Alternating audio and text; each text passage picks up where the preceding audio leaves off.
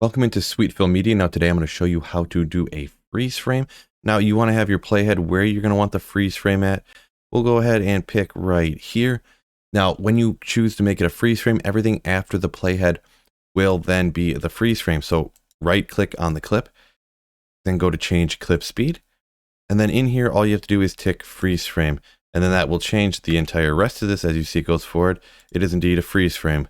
Now, if you do not want the entire thing to be a freeze frame, but you just want that one section to freeze, and then you want the video to continue at any length of time to pass, I'm just going to go ahead and Control Z and go back so to undo what I did. So we'll go ahead and right here, if we want a freeze frame on that, if you go ahead and zoom in, hold Control and B to make a cut, go forward one frame, and then hit Control B again and make another cut. Now, if you zoom all the way in, you can just select this one single frame, right click on it and go to clip speed and click freeze frame. Boom. And then that one little piece is now the freeze frame. Now what I will do is move this back to give myself some space. I'll zoom back in all the way, and then you can drag this clip out and make it as long as you want to, because it's just as if it was any image.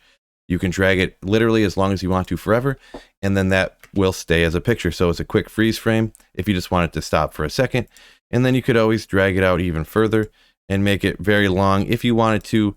Perhaps have it go ahead and pause, and then you're going to sit and talk about whatever it is that you are looking at. Now, don't forget, like the video if this helped you out at all, and subscribe up for future tips similar to this one. Peace out.